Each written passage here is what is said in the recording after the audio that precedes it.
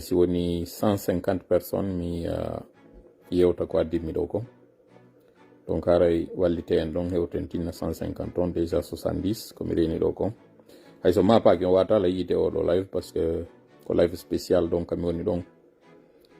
Mi wata yaltintinde horan, je suis à la maison certes, mais je suis pas dans des dispositions fi on wawa yide. Donc cela étant dit, ce qui importe ce n'est pas de me voir mais de m'entendre. Voilà. Donc c'est important que les Guinéens sachent où nous sommes en cette nuit du jeudi 21 novembre, à quelques jours de la fin de la transition, la fin officielle, mais en même temps à quelques jours de la formation du nouveau gouvernement de transition. C'est important de savoir que nous nous acheminons vers un changement de paradigme. Nous nous acheminons vers une accélération de la situation parce que le terrain l'impose, la situation l'impose. Voilà, le CNRD n'a pas voulu comprendre, ils finiront par comprendre parce que les choses sérieuses vont commencer. Les choses s'accélèrent et c'est important que vous, population, que vous puissiez savoir où nous sommes présentement et quelle est la situation. Voilà, cela c'est extrêmement important. Vous savez que nous vous avions annoncé que le mois de novembre était un mois très décisif. Ça, vous avez eu cette nouvelle. Mais certains se doutaient. Certains pensaient que c'est du bluff. Certains pensaient que le CNRD maîtrise la situation et qu'il n'y a pas l'homme pour l'homme, comme on dit en Côte d'Ivoire. Eh bien, figurez-vous que vous-même, vous commencez à constater sur le terrain des choses qui se passent. On va le dire comme ça, des choses qui se passent. Vous avez vu qu'il y a un déplacement, un mouvement de soldats vers la frontière. Ça n'a pas été confirmé, ça n'a pas été infirmé, ça n'a pas été démenti. Il n'y a pas eu de communication. Pourquoi? Parce que le CNRD a pris de son erreur l'autre fois quand ils avaient communiqué par rapport à la présence de cette force étrangère du côté du Mali. Lorsque nous sommes sortis pour dire qu'il y a un malaise, ils ont appris cette fois-ci, ils n'ont pas voulu faire de communication. Mais c'est important que nous, ici, que vous informions ce qui se passe. Parce que on ne peut pas cacher le soleil par la main. Une pomme de main ne peut pas cacher le soleil. Donc si vous m'entendez très bien, vous avez déjà dépassé et doublé largement l'objectif qui était fixé, qui est celui de 100 personnes. Nous sommes à plus de 200 personnes. Ça, c'est ce qui est vu, c'est plus que ça. Et merci pour cela. Donc voilà, comme on a prévu, comme on a promis à l'entame, ce petit live, c'est juste pour parler sur 2 points et des divers. Nous allons accélérer. Le premier point, c'est celui justement concernant la situation de la Guinée en ce qui concerne ce débat télévisé que vous avez vu. Nous allons finir par ce débat et d'abord commencer par cette situation qui prévaut, cette situation d'acheminement. Nous nous acheminons vers la formation de ce nouveau gouvernement dont vous aurez les détails très bientôt. Très bientôt, vous allez avoir les détails de ce nouveau gouvernement. Et contrairement à ce que vous aviez entendu auparavant, que la fin de la transition sera le 31 décembre et qu'à partir du 1er janvier, personne ne reconnaîtra le CNRD, et ça sera plus tôt. Ça sera plus tôt que ça parce que les choses vont très vite. Les choses s'accélèrent. Et ça s'accélère aussi vers la bonne direction, vers la très bonne direction. Et c'est pourquoi, vous, peuple de Guinée, vous devez être informés parce que vous aussi, vous avez un rôle à jouer. Vous aussi, c'est votre droit d'être informé et c'est votre devoir de réagir après que vous allez être informé de la situation. Comme j'ai dit à l'entame, vous avez lu sur certains médias qu'il y a une petite tension entre la Guinée et le Libéria. En réalité, ce n'est pas une tension entre la Guinée et le Libéria, c'est une peur qui ne peut pas du tout être cachée par la gente guinéenne qui soupçonnerait déjà une incursion du côté de la Guinée forestière. Vous vous rappelez très bien qu'il y a eu cette arrestation d'un Guinéo libérien du côté du Libéria. Juste après cette extradition surprise du colonel Claude Pivy, d'ailleurs, que certains avaient annoncé hier comme étant mort. Ce n'est pas fortuit. Ce n'est pas fortuit. Cette annonce, elle est d'ailleurs l'un des signes de cette accélération de la situation qui va dans le sens prévu ou bien dans le sens que le CNRD a créé. Le CNRD a créé cette situation. Maintenant, il a du mal à gérer cette situation. Vous vous rappelez du procès du 28 septembre qui a été bâclé par le CNRD, où vous avez vu sur le banc des accusés, il n'y avait que des ressortissants d'une même région, et du banc des victimes, il y avait à peu près aussi les ressortissants d'une autre même région. Donc là, ça a été un malaise lorsque un ancien président de la République, qui est le capitaine Moussa Dadis Camara, s'est retrouvé à la barre. Il a été jugé et condamné. Et aujourd'hui, en ce moment-là, le CNRD est en train de rééditer la même chose en allant vers la même trajectoire, en prenant la même destination, en prenant le même chemin. Cela n'a pas du tout plu aux ressortissants de la Guinée forestière. Deuxièmement, et comme si cela ne suffisait pas, vous avez vu aussi ce qui s'est passé avec justement Claude Pivy, qui a été extradé avec des images humiliantes. Cela aussi s'est ajouté à cette plaie que certains ressortissants de la diaspora forestière étaient en train de calmer. Ils étaient en train de régler ça et faire oublier aux ressortissants de cette même zone forestière que le Premier ministre le Premier ministre Bernard Gomou a été lui aussi limogé, c'est tout son gouvernement qui a été dissous, vous vous rappelez de tout cela. Le CNRD était en train d'accumuler ses frustrations. Et comme si cela aussi ne suffisait pas, vous vous rappelez aussi de ce corps de cet officier de l'armée guinéenne, l'armée régulière, à la personne de ce monsieur Célestin Belevogui qui était disparu, qui était porté disparu ou bien qui était quelque part emprisonné par la junte, et c'est finalement sa famille qui va être appelée pour qu'on lui montre le corps de ce monsieur, le corps de ce monsieur qui est décédé dans des circonstances que personne jusqu'ici n'arrive à comprendre. Donc tout cela réuni, et cette rumeur qui faisait allusion d'une incursion rebelle du côté de la Guinée forestière à partir du Libéria, eh bien, figurez-vous que le CNRD n'a pas pris les choses à la légère. Le CNRD a cru entendre qu'il y a déjà une incursion, et cela justement n'a pas du tout facilité les choses. Ça a accéléré plutôt cette débandade qui aujourd'hui, vous devez savoir, parce que les médias ont été muselés. Personne ne va vous parler de cette situation réelle.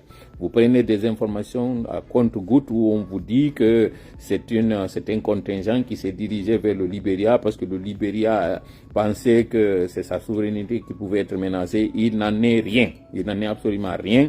Et il s'agit de ce malaise. Il s'agit de cette peur-là que le CNRD est en train d'exprimer aujourd'hui sur un seul individu, un seul homme, une seule personne qui s'appelle Verny Pivy. C'est cette personne-là aujourd'hui qui est en train d'inquiéter et qui est en train de troubler le sommeil du palais. Donc lorsque Mamadi Doumbouya, avec tout cet arsenal militaire, avec toutes ces dispositions de blindés qui devaient être sereins, montre une telle fébrilité, ça vous dit à quel point la situation est très, très délétère au sein de l'armée. Ça, c'est la première des choses à savoir. La deuxième des choses à savoir, c'est que justement, le CNRD a compris qu'il a finalement été lâché, et cela, je l'ai dit le vendredi, le samedi et le dimanche encore, je l'ai réitéré, que le soutien du CNRD a compris que le CNRD n'a pas de popularité, que le CNRD est en train d'aller sur un terrain qui va compromettre justement cette présence française en Guinée. Donc le sentiment anti-français, la nouvelle administration française, pour qui d'ailleurs il faut tirer le chapeau, il ne faudrait pas tirer le chapeau à Emmanuel Macron, monsieur Emmanuel Macron, plutôt à sa nouvelle administration qui a finalement compris la volonté des Africains, plus particulièrement les Guinéens, qui n'en veulent pas du tout. Voilà pourquoi, vous comprendrez maintenant pourquoi le CNRD est en train de multiplier ses sorties, cette propagande, ces bains de foule, pour faire croire à ceux-là qui ont dit à Mamadi, tu n'es pas du tout populaire, ne force pas la situation, tu vas nous mettre dans des problèmes, tu vas nous mettre dans une situation très difficile à gérer. Déjà que nous avons du mal au Mali, au Burkina, au Niger et au Sénégal, déjà c'est acté. Et comme si cela ne suffit pas, toi aussi, tu veux nous mettre dans un autre problème. On voit que les Guinéens sont en train de parler du cas français et ce sentiment-là, nous ne voulons pas du tout que tu le crées. Voilà pourquoi tu dois d'abord garder tes ministres. Il faut les garder en Guinée. Il faudrait qu'ils soient maintenus là-bas. Nous ne voulons pas de troubles. Et donc, oublie ce projet de changement, ce projet de constitution où tu vas te présenter. Même si tu penses avoir muselé tous les politiciens, ça ne semble pas être effectif sur le terrain. Donc, repousse ton projet si, à défaut de l'annuler, à défaut de l'avorter. Maintenant, Mamadi, lui, il comprend cette situation. C'est certains proches à Mamadi qui veulent forcer la situation, comprenant très bien qu'ils ont déjà beaucoup investi, qu'ils ne peuvent pas du tout. C'est une façon, en fait, c'est une façon de sauver leur honneur, c'est une façon de sauver la face. Vous connaissez, je ne vais pas les nommer, vous connaissez déjà ceux-là qui ont trahi à la fois leur parti, qui ont trahi leurs compagnons, qui ont trahi même leur communauté. Ceux-là voient très mal, d'un très mauvais œil, que leur projet ne réussisse pas. Ça, c'est un. Deuxièmement, le CNRD, n'oubliez pas, est venu par effusion de sang. Certains savent déjà que la prison les attend, que la justice les attend. Donc, que la justice les attend. Donc, ces personnes-là estiment qu'il faut tenter le tout pour le tout. Et encore, il y a un autre larron, c'est celui de Idi Amin, qui sait très bien que lui, il veut le pouvoir, il veut le garder à tout prix parce que il a la pression des Sékou Touré. C'est important de savoir toutes ces informations-là parce qu'il faut les donner rapidement. C'est un rafale que vous devez le connaître parce qu'il y a quelque chose qui se prépare. Il y a quelque chose, les choses évoluent. Et vous, peuple de Guinée, vous devez être entièrement alerte. Vous devez être au courant de ce que le CNRD est en train de préparer. Vous avez vu cette disparition de cet opérateur économique. Elle n'est pas du tout fortuite. Rappelez-vous qu'il y a quelque temps, Tola vous disait déjà qu'il y a une liste de 150 personnes que le CNRD a décidé. Je ne veux pas employer le terme, mais vous connaissez déjà ce qui a été dit dans ce live-là. Donc, partagez cette information pour que les gens sachent très bien que le CNRD veut créer le chaos en Guinée. Et ce chaos-là, nous n'allons pas l'accepter. Ils veulent nous donner des choses sur lesquelles nous allons nous focaliser et oublier que la fin de la transition, c'était le 31 décembre déjà. Nous n'avons même pas de référendum, rien, absolument rien. Le CNRD veut confisquer le pouvoir et cela ne marchera pas. Voilà pourquoi il y aura la formation de nouveaux gouvernements où les termes vous seront définis, vous allez être au courant de cela. Il y a finalement eu rapprochement entre les concernés et c'est finalement le peuple de Guinée dans son entièreté qui sera représenté dans ce gouvernement-là. Le CNRD l'a compris.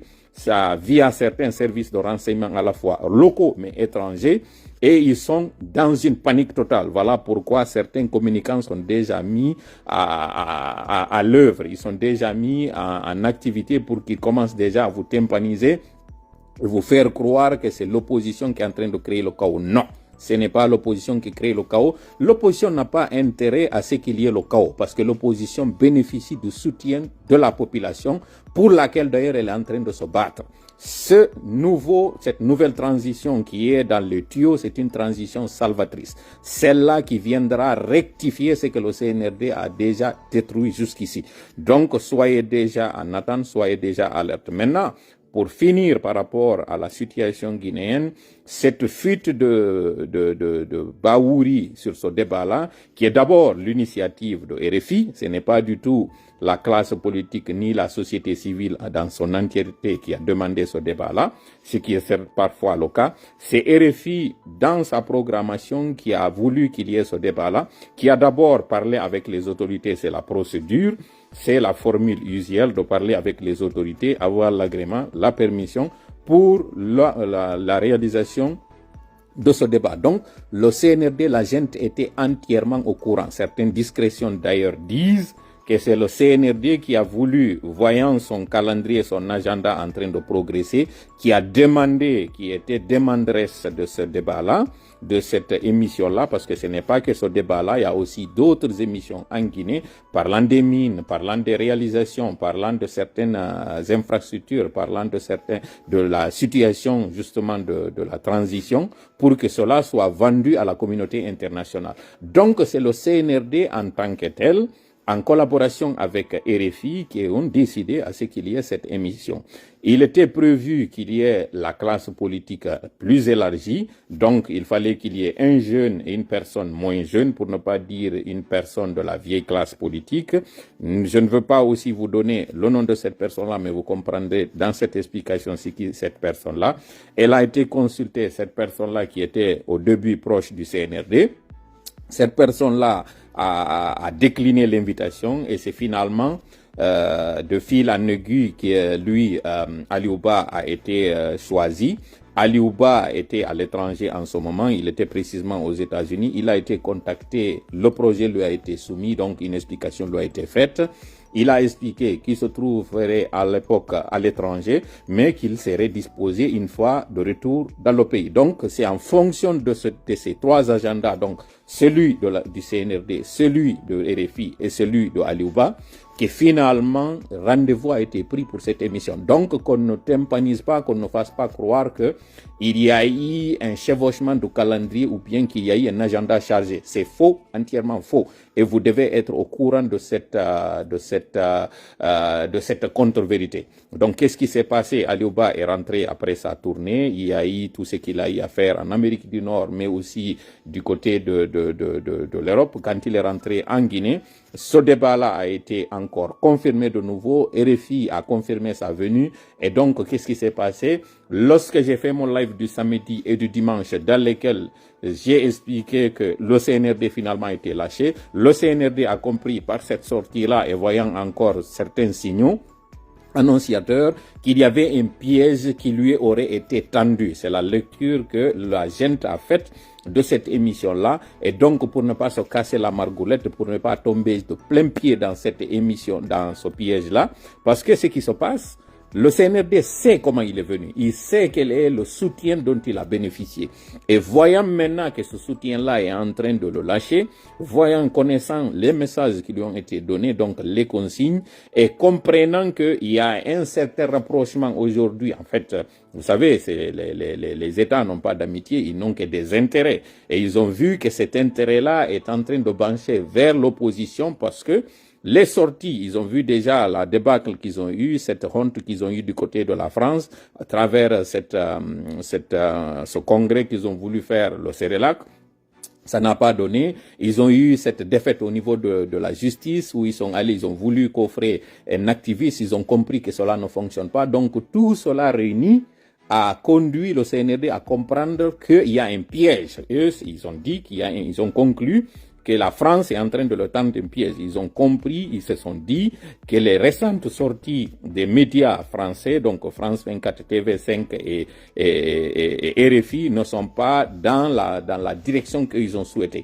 Voilà pourquoi donc ils ont choisi à la dernière minute, Mamadi a appelé son PM pour lui dire n'y va pas parce que si tu vas, il y a un piège qui nous a été tendu, ça va monter à la face de tout le monde, que nous ne sommes pas respectueux de la démocratie, ce jeune-là il va t'avaler cru et donc n'y va pas. Voilà pourquoi ils ont envoyé ça. C'est important que vous jeunes de Guinée, que vous population de Guinée, que vous sachiez que c'est une fuite, c'est une peur, c'est une crainte, c'est un manque de sérénité que le CNRD est en train d'exprimer. Vous devez comprendre cela parce que, à défaut d'avoir les médias pour vous le décortiquer, vous l'expliquer, nous sommes là pour vous le dire.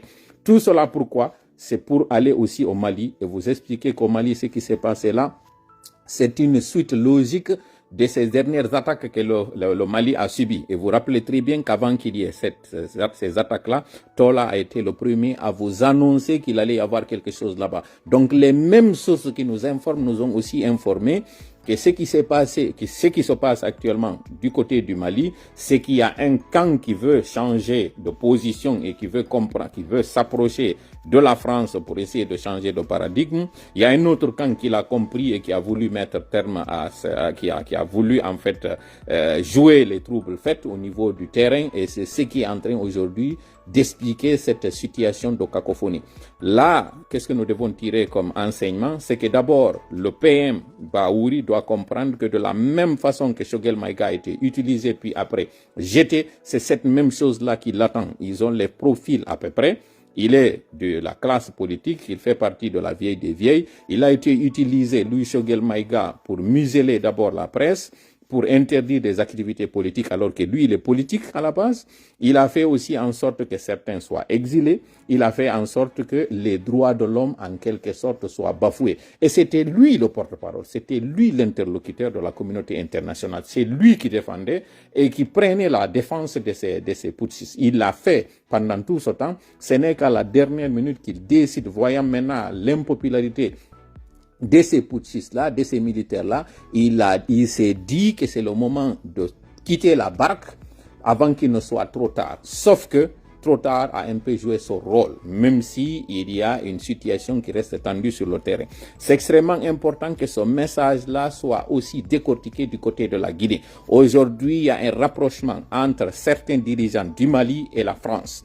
Tout cela, c'est parce que la France a compris qu'aujourd'hui, elle doit changer son fusil d'épaule. Elle doit changer sa stratégie. Elle doit changer sa politique extérieure. Sachez qu'actuellement, du côté de la France, ce sont de nouvelles autorités qui sont là-bas. Monsieur Emmanuel Macron reste le président de la France, mais aujourd'hui, la politique française est gérée par l'opposition. Cette opposition-là qui a compris que l'intérêt de la France ne se trouve pas dans le soutien de ces dirigeants malhonnêtes, de ces dirigeants dictatoriaux, de ces dirigeants qui ne respectent pas leur peuple. Certains ou quelqu'un viendra me dire ici qu'ils soutiennent le Gabon, mais ne faites pas du tout l'erreur à ce niveau-là. Les informations que nous avons eues, nous les partageons rapidement avec vous. C'est que du côté du Gabon, il y a déjà une constitution qui a été proposée, qui a été adoptée presque à 100%. Le taux du référendum, c'est un plébiscite. Pourquoi? Parce que du côté du Gabon, il y a une surprise qui attend les citoyens. Les sources nous disent que lui, le militaire, ne voudra pas être candidat, il ne sera pas candidat, il va organiser des élections auxquelles il ne sera pas du tout candidat, mais il reviendra pour lui se présenter après, ce qui explique que le régime est parti d'un régime semi-parlementaire vers un régime présidentialiste. Pourquoi?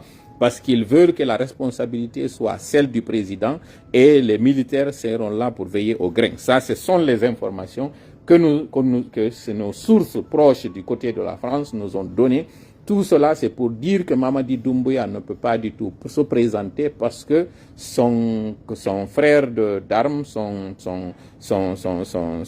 disons son homologue du côté du Gabon ne fera pas du tout n'ira pas vers cette mésaventure, ne prendra pas ce risque. Tout cela, pourquoi? C'est pour vous expliquer que la situation, le soutien dont bénéficiait Mamadi Doumbouya est parti, le laissant tout seul.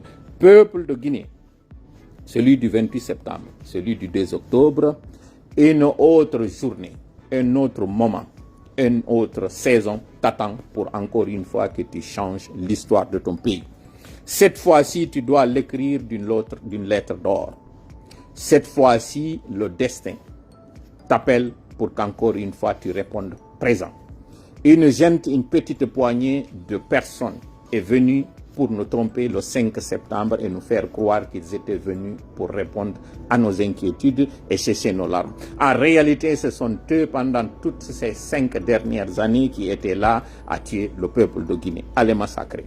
Ce sont eux encore qui veulent rester au pouvoir parce que tout simplement, ils veulent régler un problème vieux de 40 ans. Nous n'allons pas du tout l'accepter. Cette fois-ci, le moment est venu de dire stop à ces tueries. Le moment est venu justement pour dire stop à cette mauvaise gouvernance. 66 ans d'interdépendance entre des militaires et des chefs mafieux, ça suffit. Le peuple de Guinée désormais a décidé, comme le 28 septembre, de prendre son destin en main.